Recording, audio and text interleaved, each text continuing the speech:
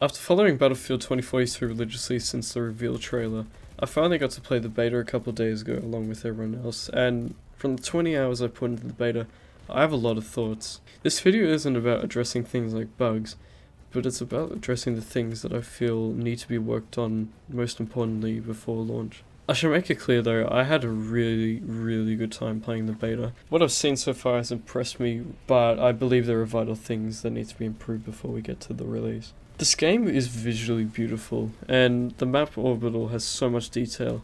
Even just walking from objective to objective really impresses me. And on top of this, we get to have in-game events like a rocket launch that can also get sucked up by a tornado.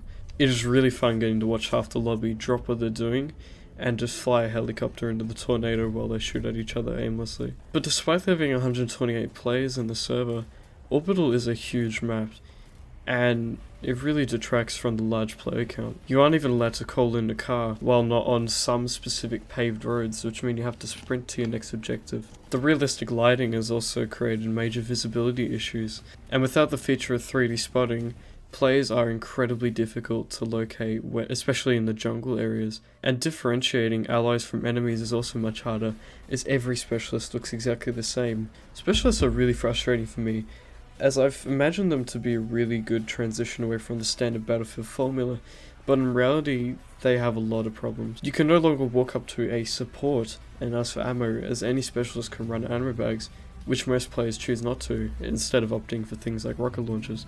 However, each of the unique abilities that the specialists have, I find are really nice.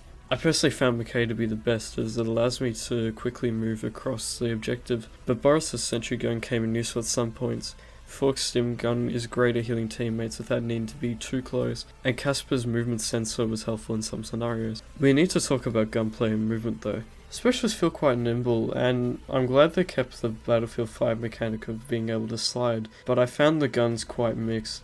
Most guns have very little recoil, meaning pointing and shooting is quite easy. Sniper rifles have a ridiculous amount of bullet drop, and it felt as if the pistols had better TTK than most rifles. Plus system is a great addition to the game, and I found myself playing with the loadouts quite a bit. However, they need to add a menu for customizing loadouts while in the deploy screen.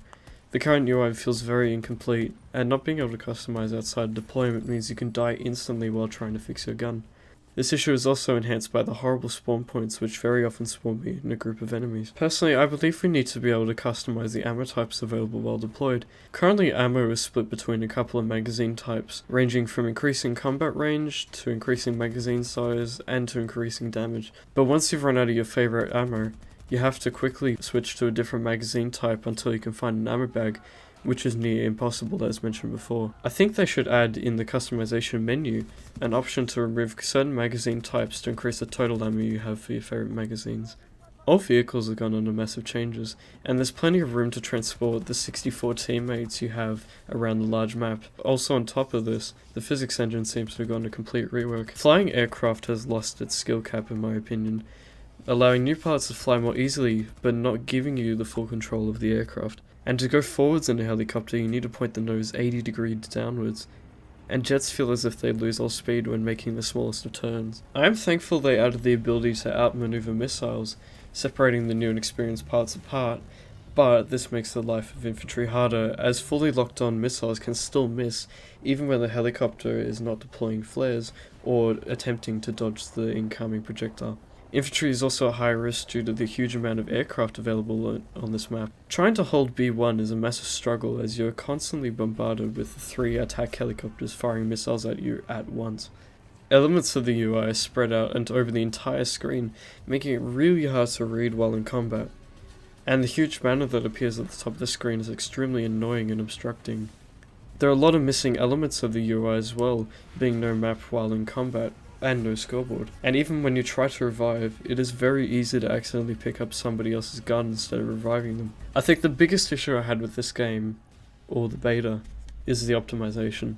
Considering how fast and agile the specialists are supposed to be, the game's poor optimization makes everything feel sluggish, including the gunplay. There have been numerous occasions where shots are missed, especially with the rocket launchers due to bad netcode and hit reg. And even the mouse sensitivity doesn't work correctly. Despite everything I've listed, I think I can still see the promise this game has. Everything I've listed in this video are issues that I think can be fixed, or at least improved upon for whatever expansions DICE have in store for the future. Orbital shows a lot of promise to me as a breakthrough or rush map, and after 20 hours, Orbital got very stale. The rocket launcher sometimes takes off or explodes is absolutely stunning to watch. The tornado is also rare enough that it becomes special, and it creates really awesome moments where you just get to stop and enjoy yourself. But the large combination of issues that were present in the beta reduced the quality of the experience as well. However, if the devs are accurate with the build of this game being old enough that they have actually fixed these problems, then I have full faith that a lot of these issues can be addressed before launch.